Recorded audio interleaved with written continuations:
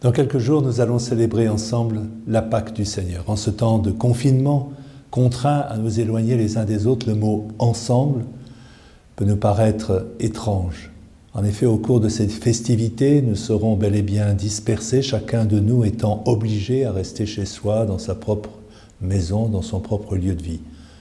Cette condition dans laquelle nous nous trouvons, cette situation que nous vivons dans cette période difficile, nous renvoie pourtant au cœur même du mystère que nous allons célébrer.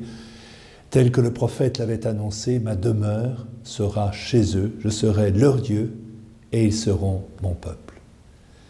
Aussi, le Verbe fait chair, habitant parmi nous, a-t-il appris à demeurer chez les siens, s'invitant sans cesse dans leur maison pour partager leur table. Comme le rappelle l'évangile de Luc au chapitre 19, « Aujourd'hui, il faut que j'aille demeurer dans ta maison. » Et lorsque, pour reprendre l'expression de l'évangile, il les aima jusqu'à la fin, le Christ s'adresse à ses disciples et il les invite à préparer le souper pascal. « Allez à la ville chez un tel et dites-lui, le Maître te fait dire, mon temps est proche, c'est chez toi que je veux célébrer la Pâque avec mes disciples. » C'est donc dans l'intimité d'une maison, dans une grande pièce à l'étage, et je reprends là une expression de Luc au chapitre 22, que Jésus a ardemment désiré manger cette Pâque, entouré des siens. C'est dans cette salle à manger que Jésus, lui-même, a livré ses mystères, en annonçant par des gestes prophétiques sa passion, sa mort, sa résurrection. C'est dans cette même pièce, après la mort de Jésus, que les apôtres et les femmes se sont tenus, car ils avaient peur. C'est encore là, dans cette pièce, qu'ils ont touché les plaies du ressuscité et qu'ils ont été inondés de la lumière de l'Esprit. C'est encore d'ici, depuis la pièce d'une maison de Jérusalem, que les disciples sont partis pour annoncer au monde la bonne nouvelle du salut. Depuis cette Pentecôte, le foyer domestique est devenu le lieu privilégié des chrétiens pour écouter l'enseignement des apôtres, rompre le pain et participer aux prières. Et je reprends des expressions des actes des apôtres.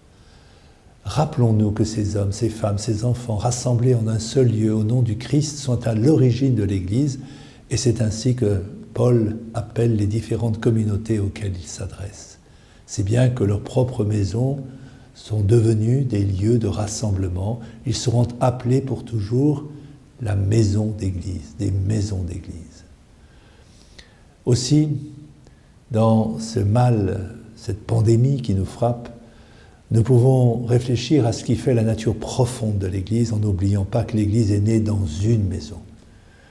Mais nous devons oser davantage et découvrir nos propres maisons comme des lieux où le Christ se manifeste, dans lesquels il aime faire sa demeure, s'entretenir, partager, se reposer.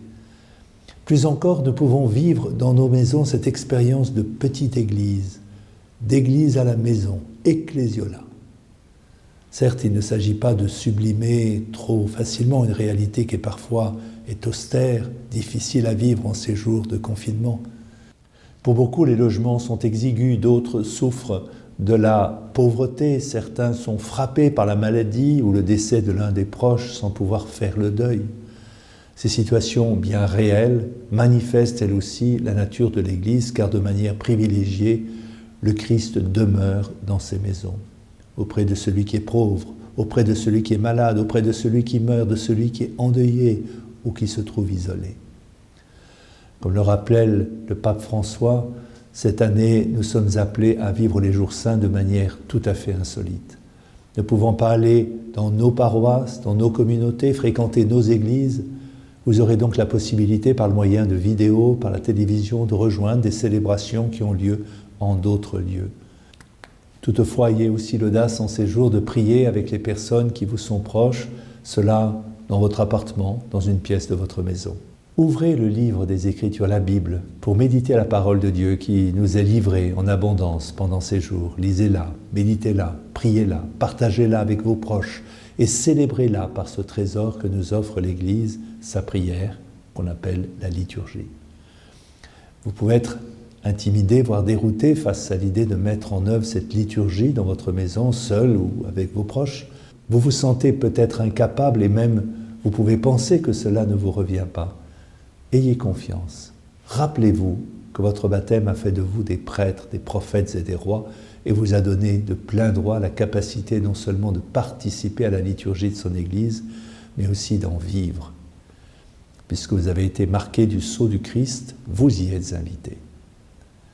Si vous n'êtes pas habitué à prier seul à la maison, voire avec des proches, ou encore si vous vous sentez démuni face à cette tâche, sachez que vous pouvez trouver sur ce site des livrets liturgiques qui pourront vous guider. Des conseils vous sont donnés également ici au sujet des gestes propres à la prière que vous pourrez mettre en œuvre. Ces gestes sont importants dans l'expression de la ritualité chrétienne qui nourrit notre foi. Pendant ces jours saints, nous sommes invités à poser quelques-uns de ces gestes, les plus habituels, les plus importants. Aussi, puisque ces gestes sollicitent notre propre corps, je voudrais attirer votre attention plus particulièrement sur la place que celui-ci tient dans la célébration de la liturgie à la maison. Tout votre corps, au cours de ces jours saints, doit pouvoir rendre grâce à Dieu. À l'image et à la suite de celui qui a voulu se revêtir de notre corps mortel afin de le transfigurer à l'image de son corps glorieux. La liturgie devient ainsi un chemin de déification, selon la profonde intuition de la théologie des pères grecs. Corps invité à s'asseoir le jeudi saint, afin d'être servi par celui qui se fait serviteur, s'abaisse jusqu'à laver les pieds de ses amis et leur offre le banquet du royaume. Corps qui tombe à genoux, se prosterne jusqu'à terre le vendredi saint, à la suite de son Seigneur dans le mystère de sa passion, sa crucifixion, sa mise au tombeau.